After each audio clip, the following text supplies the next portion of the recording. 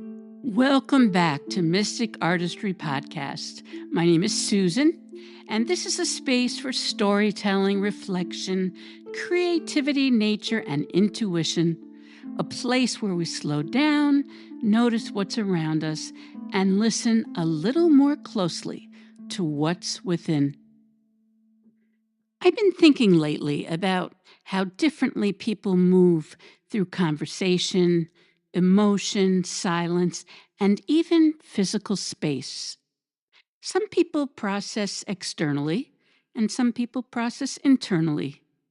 Some people need to talk in order to figure out what they feel, and others need quiet before they even know what they think.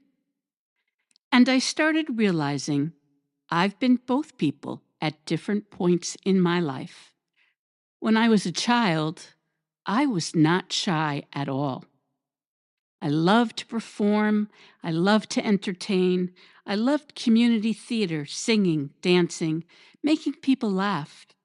On long family trips, I would sit in the back seat of the car and literally sing about whatever I saw out the window. Trees, clouds, restaurants, road signs, everything became a song. And eventually, my father would say, "Enough, Susan. Please stop. Give it a rest. We don't need any more music." And honestly, as a parent now, I understand that. I probably would have wanted a little quiet too after a while. But children absorb things deeply. And I think over time, I slowly began learning something many sensitive people do learn, that expression affects the room. Then later in life, my father used to say something else to me over and over: "You must think before you speak." Before I was impulsive, I was emotional. I said what I thought immediately, and sometimes it got me into trouble. So, somewhere between childhood and adulthood, something shifted. I went from blurting things out to needing 3 business days to process a text message. And maybe some of you understand that transformation too. What fascinates me is that when I eventually pursued a career in music professionally, I became a very shy performer, which is ironic. The child who once sang freely in the back seat of a car became the adult who suddenly felt self conscious being seen. And I think part of that change happened after my eating disorder. People often think that eating disorders are only about food or appearance, but they affect so much more than that. They affect identity, confidence, comfort in your own body, your willingness to take up space emotionally or physically. And singing is vulnerable because your body is the instrument. When you sing, there's nowhere to hide. With piano, there's a little more distance. The sound travels through the instrument first, but with voice, emotion and breath and sound emerge directly from you in real time. And maybe that's why I became more cautious over the years, more observant, more inward. Then teaching entered my life, and teaching changed me too. Because teaching isn't just talking. In fact, good teaching often requires restraint. Listen, you have to notice breathing, body language, insecurity, confusion, frustration, and hesitation. You learn to read cues.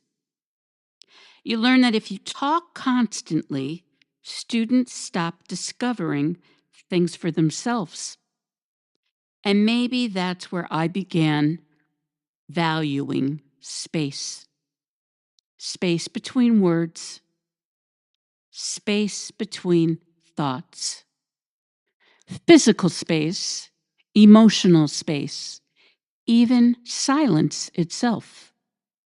I've realized that silence doesn't make me uncomfortable. In many ways, silence is where I finally hear myself clearly. But not everyone experiences silence that way. Some people rush to fill the silence because silence feels anxious to them. Some people process out loud. Some people stand very close when they talk because closeness feels more comfortable to them. Meanwhile, people like me are slowly backing up into another zip code, trying to find oxygen. And I say that lovingly. I once had a friend who stood so close when she spoke to me that I would literally keep stepping backward while she continued advancing forward, like she wanted to dance or something. That was my personal space. By the end of the conversation, I think I was halfway into traffic. But underneath the humor, I think these differences reveal something deeper about human beings. Some nervous systems seek intensity, others seek spaciousness.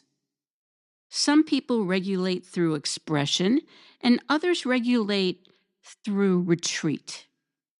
And what's interesting is that both people may actually be anxious at the exact same time, just in opposite directions. One pursues connection by moving closer, the other seeks safety by moving inward. And neither person is necessarily wrong. They're just speaking different emotional languages. As a musician, I think about this a lot in terms of phrasing. Music without pauses becomes noise. The rest matter as much as the notes. In jazz especially, space creates emotion, anticipation, shape, and meaning. And maybe people are like that too. Maybe some of us are conversational jazz musicians. We need pauses, breathing room, silence long enough to understand what we actually feel before we answer. And perhaps the people who talk the most are not shallow at all. Maybe they're trying to soothe themselves. Maybe they're afraid silence means disconnection. Maybe they're trying to think and feel in real time. And maybe the quiet people aren't cold. Maybe they're simply absorbing more than anyone realizes.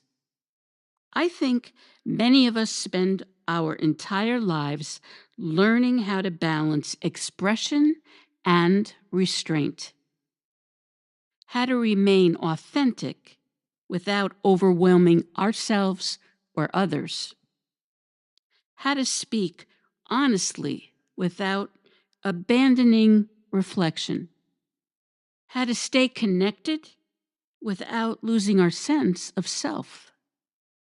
And perhaps maturity is not becoming silent.